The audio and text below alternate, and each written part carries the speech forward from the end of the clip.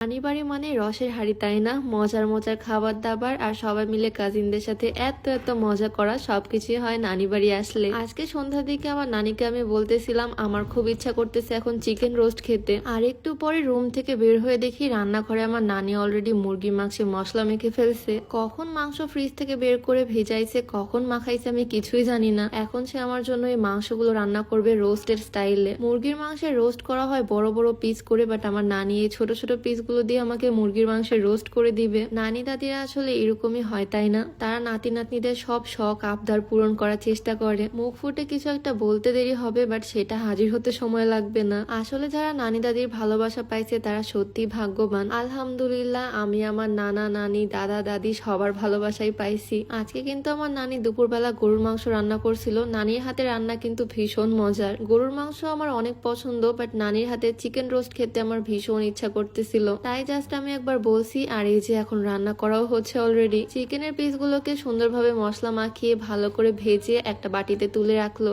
আমি নানির পাশে দাঁড়ায় দাঁড়ায় নানির রান্না দেখতেছি আর নানির সাথে গল্প করতেছি আর শিখে নিলাম এই রান্নাটা কিভাবে করতে হয়। নেক্সট টাইম বাসায় গিয়ে আমি সেম ভাবে ট্রাই করব। আর গল্প করতে করতে আমি ভিডিও ক্লিপও নিয়ে রাখলাম যাতে তোমাদের সাথেও শেয়ার করতে পারি। মাঝে মাঝে তো তোমরা আমার রান্নার রেসিপি দেখো, আজকে দেখো আমার নানি কিভাবে চিকেন রোস্ট করে। প্যানের মধ্যে তেল দিয়ে পেঁয়াজ কুচি গরম মশলা সবকিছু দিয়ে দিল। এর মধ্যে দিয়ে দিচ্ছে একটু বাটা মশলা, আদা বাটা, জিরা বাটা, রসুন বাটা, মরিচ বাটা সবকিছুই দিছে। এরপর একটু পানি দিয়ে নাড়াচাড়া করতেছে। আর হ্যাঁ, এর মধ্যে একটু বাদাম বাটাও দিছে। নানির সাথে গল্প করতে করতে আমি ভিডিও ক্লিপ নিতেই ভুলে গেছি। আর তারপর আরো একটু দিয়ে দিল পানি। দেন এর মধ্যে দিয়ে দিচ্ছে গুঁড়া দুধ। ওই যে বললাম না চিকেন রোস্টের স্টাইলে আজকে রান্নাটা হবে। চিকেনের পিসগুলো ছোট ছোট হলেও এভাবে রান্না করলে রোস্টের মতোই লাগবে খেতে। আর তারপর একটু রোস্টের মশলাও দিয়ে দিল। আর এরপর ভেজে রাখা মুরগির মাংসের টুকরাগুলো দিয়ে দিল। আমার নানির হাতে রান্না কিন্তু আসলেও বেশ মজার। তোমরা হয়তো দেখে বুঝতে পারতেছো কি পরিমাণে টেস্টি হবে এটা। একটু পানি দিয়ে বারবার নেড়ে চেড়ে ঢেকে দিয়ে রান্না করে নিয়েছে এটা।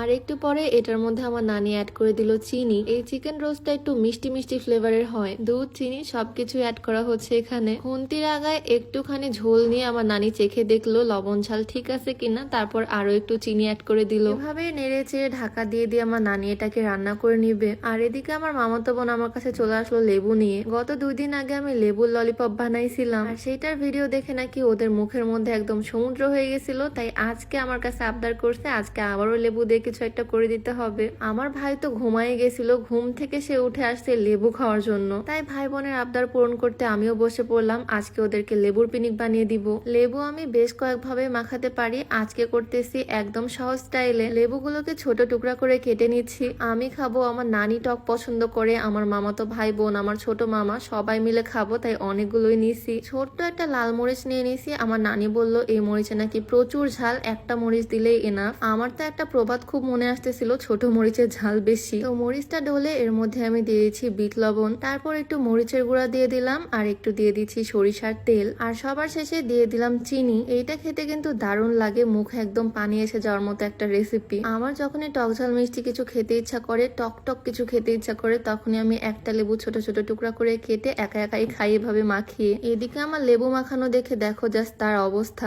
আমার ছোট মামাও এখানে এসে বসে আছে, ক্যামেরা দেখে সে লজ্জা পাচ্ছে। আর এদিকে আমার ছোট ভাই, ও তো আর লোভ সামলাতে পারতেছে না, ঘুম থেকে উঠে আসছে লেবু খাওয়ার জন্য, পুরো একটা টুকরাই মুখের ভিতরে ঢুকাই দিচ্ছে। আর আমার ছোট বোনের রিয়াকশনটা জাস্ট দেখো। এগুলা কিন্তু এইভাবেই খেতে হয়, খোসাটা ধরে ভিতরে গুলা এইভাবে চুষে চুষে খেতে হয়। লেবু খেয়ে খোসাটা ফেলে দিতে হয়, কোন রকমের টক লাগে না তাহলে। আর এভাবে লেবুর পিনিক করলে সাথে সাথেই খেতে হবে, তাহলে মজা পাবা। এভাবে যদি কেটে মাখিয়ে রেখে দাও ফ্রিজে, তাহলে কিন্তু লেবুর খোসার কারণে তিতা হয়ে যাবে। আমার মামাও এখানে খাচ্ছে, আর পিছনে আমার নানা দাঁড়ায় আসছে, সে দেখতেছে আসলে এখানে আমরা করতেছিটা কি। যাই হোক, আমরা তো মজা করে এখানে সবাই মিলে খাচ্ছি। আমাদের খাওয়া শেষ হলে আমরা এটা রুমে নিয়ে যাব সবার খাওয়ার জন্য। আমার এইটুকু পুচকি ভাইটাও যে এত পরিমাণে টক খেতে পারে, বাপরে বাপ। দেখো নো রিয়াকশনে খেয়ে যাচ্ছে সে, একদম লাস্টে তো একদম দাঁত বের করে ফেলছে। যাই হোক, আমিও তো বেশ কয়েকটা খেলাম বেশ মজা করে। আর নানি আমাকে ডাক দিল, এদিকে এসে দেখি আমাদের তরকারি একদম রেডি। আমার তো মনে হচ্ছে এটুকু আমি কাউকে দিব না, পুরা বাটি সহই আমি খেয়ে ফেলবো। রাতের ডিনার আমি সচরাচর একটু লেট করেই করি, বাট আজকে এই তরকারি দেখে আমি আর লোভ সামলাতে পারলাম না, সাথে সাথে প্লেটে করে ভাত নিয়ে চলে আসলাম।